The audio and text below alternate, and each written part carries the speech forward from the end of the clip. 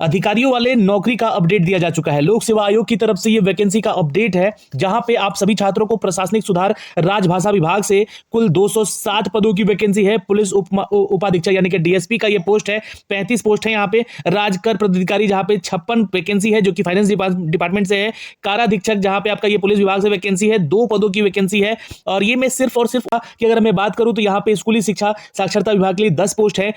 जिला समादेष्टा की बात करें तो 1 पद है। सहायक निबंधक की बात करें जो कि कृषि से संबंधित है, पशुपालन से है, सहकारिता से संबंधित है, 8 पोस्ट है। यहीं पे श्रम नियोजन की बात कर लेते हैं तो 14 वैकेंसी है। और प्रोविजन पदाधिकारी की अगर बात करें जो कि पुलिस विभाग से संबंधित है, 6 पद की वैकेंसी है। और निरीक्षक उत्पादक यानी कि इंस्पेक्टर की भी कुछ पोस्ट है, यहाँ पे 3 वैकेंसी है। तो 342 टोटल वैकेंसीज है यहाँ पे, जिसके लिए कि आप छात्र यहाँ पे आवेदन कर सकते हैं।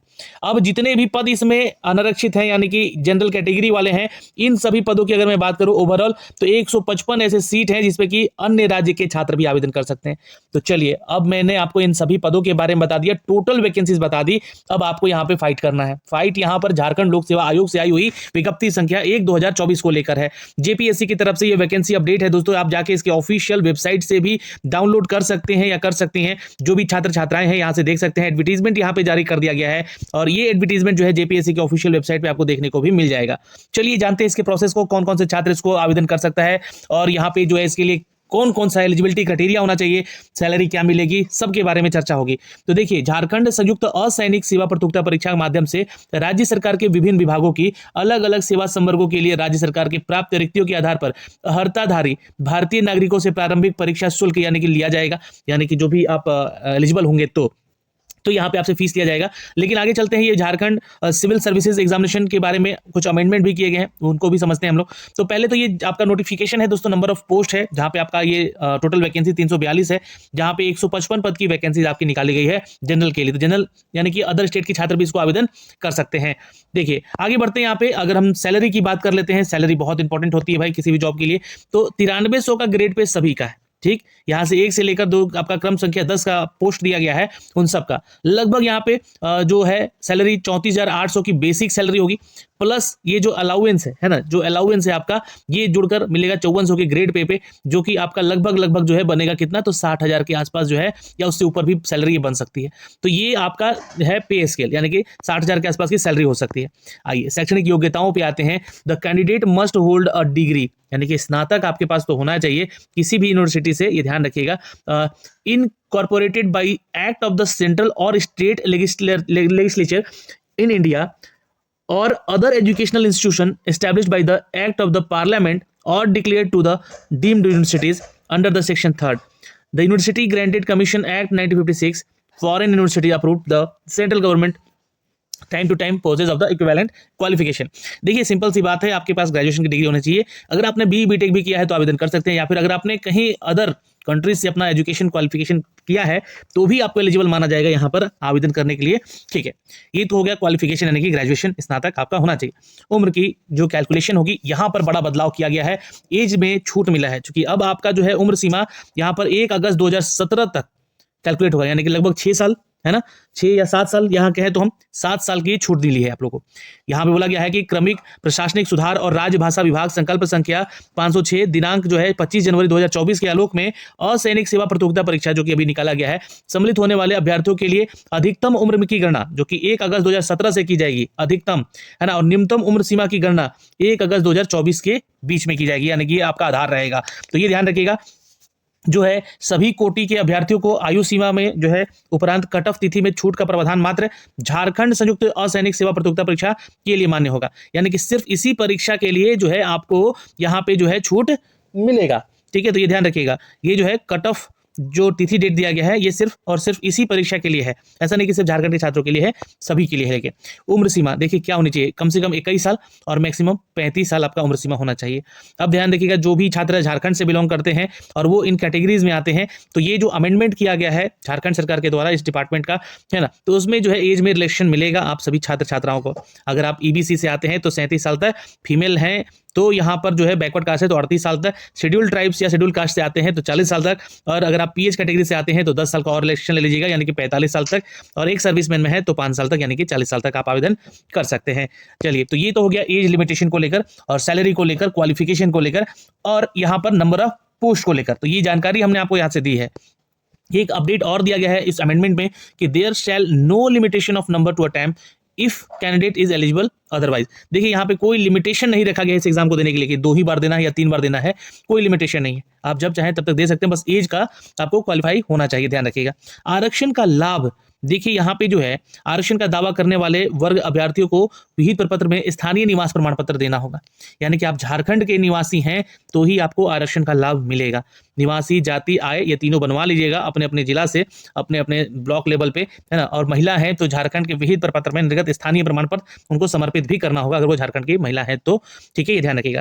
तो ये सारी जानकारियां हैं यहाँ पर। अगर आप देखेंगे जाति प्रमाण पत्र का जो मूल प्रति है साक्षात्कार के समय आपके सत्यापन प्रक्रिया के दौरान प्रस्तुत करना होगा, तो इंटरव्यू में भी आपको ये रखना है।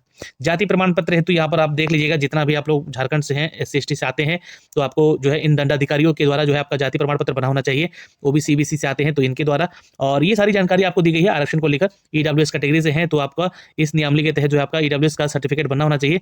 और EWS में थोड़ा सा ध्यान रखिएगा, यहाँ पे आप लोग को दिक्कतें हो सकती हैं, फॉर्म जो है आप लोग को अच्छे से भरना पड़ेगा, है ना, फॉर्म भर के आपका इसको आवेदन करना होगा। यहाँ पर झारखंड में थोड़ा सा समस्या होता है इन सभी चीजों को लेकर। तो ये तो हो गई यहाँ पर आप लोगों का आरक्षण से संबंधित बातें। जो लोग खेलकूद कोटे से संबंधित हैं उनको भी आरक्षण मिलेगा। अगर आपने मेडल लाया है, प्रथम स्थान है या विश्व रिकॉर्ड बनाया है इन सभी प्रतियोगिताओं में, तो आपको यहाँ पे भाई यहाँ पे छूट मिलेगा, एज में भी, पढ़ाई में भी, सभी चीज़ों को लेकर। ओके, महत्वपूर्ण निर्देश दिए गए हैं, इसको पढ़िएगा। फॉर्म भरने की जो प्रक्रिया है वो शुरू किया जाएगा, है ना। और देखिए कुछ आपको फिजिकली फिट भी होना होगा, क्योंकि यहाँ पे ऐसे पोस्ट भी हैं जहाँ पे पुलिस विभाग से वैकेंसीज है, तो उन सभी चीज़ों को लेकर ये आपका मेडिकल जाँच किया जाएगा, है ना, यहाँ पे लिखा गया है। और ये जो कि पोस्ट के नाम भी दिए गए हैं यहाँ पे आप लोग देख सकते हैं, इन सभी कैटेगरी से आते हैं। तो अब आते हैं एग्जाम के पैटर्न को समझते हैं। तो झारखंड कॉम्बाइंड सिविल एग्जामिनेशन जो है आपका, ये 2 स्टेज में आपका लिया जाएगा, ठीक है। एक आपका प्रीलिम होगा, एक आपका मेन होगा। प्रीलिम होगा जो ऑब्जेक्टिव टाइप क्वेश्चन पूछेगा, जहाँ पे छात्र जो है अपना एग्जाम देगा, और मेन एग्जाम में वो प्रोसीड करेगा। जो आपका मेन एग्जाम होगा दोस्तों, ये रिटन हो सकता है, यानी कि लिखित हो सकता है, और इंटरव्यू हो सकता है। यहाँ पे ध्यान रखिएगा, लिखित और इंटरव्यू को मेंस एग्जाम में रखा गया है। अब प्रिलिमिनरी एग्जाम यानी कि PT में जो आपके एग्जाम के पैटर्न होंगे उसको समझिएगा। यहाँ पे the examination shall be comprises of 2 compulsory paper, 200 marks each, है ना, 200 नंबर, यानी कि 400 नंबर का होगा। एक होगा जनरल GS1 और एक होगा GS2, ठीक है। और all question of compulsory paper will be objective type, ये सब ऑब्जेक्टिव होगा, यानी GS1 और GS2 आपका ऑब्जेक्टिव पेपर होगा। Question paper will be both languages, English और हिंदी दोनों सेक्शन में होगा।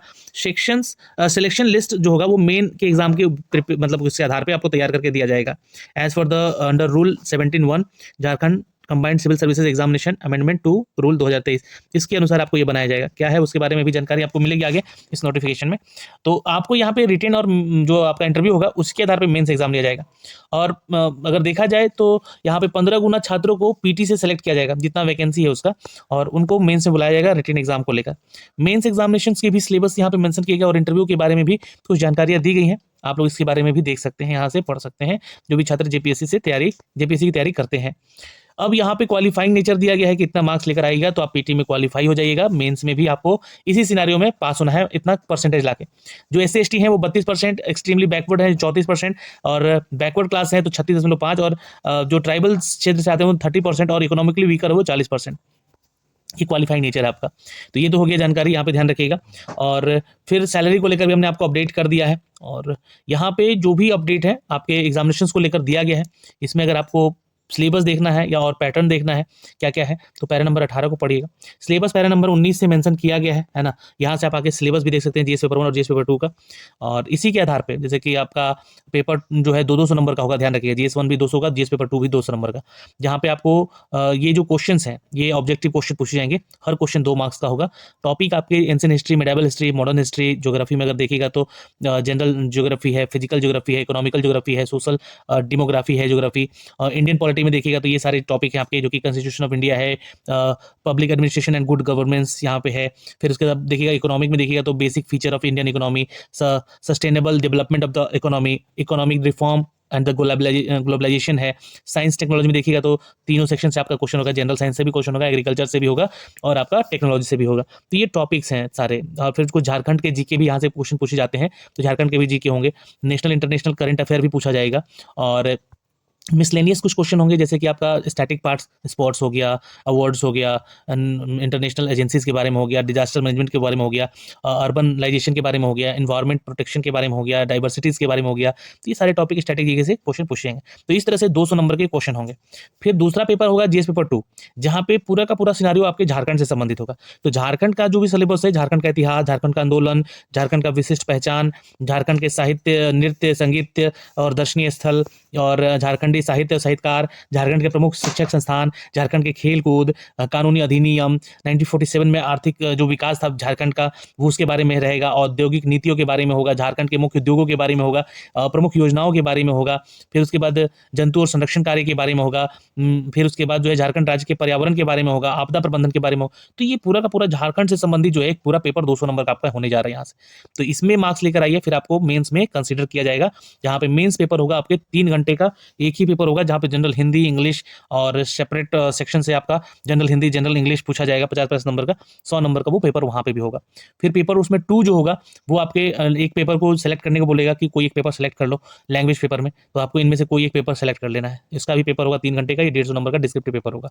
पेपर 3 होगा यहाँ पे, जो कि आप अगर सब डिस्क्रिप्टिव पेपर ही होगा, जहाँ पे सोशल साइंस से संबंधित, हिस्ट्री, ज्योग्राफी और पॉलिटी से संबंधित क्वेश्चन होंगे, इंडियन कॉन्स्टिट्यूशन से संबंधित होंगे। फिर पेपर 5 जो होगा इंडियन इकोनॉमी से और ग्लोबलाइजेशन से, और पेपर 6 जो होगा यहाँ पर जनरल साइंस और इन्वायरमेंटल टेक्नोलॉजी से संबंधित हो। 3-3 घंटे का यह पेपर होगा, और हर पेपर जो है 200 नंबर का होगा, डिस्क्रिप्टिव पेपर होगा। तो टोटल देखा जाए तो 950 नंबर का मेंस का एग्जाम होगा आपका।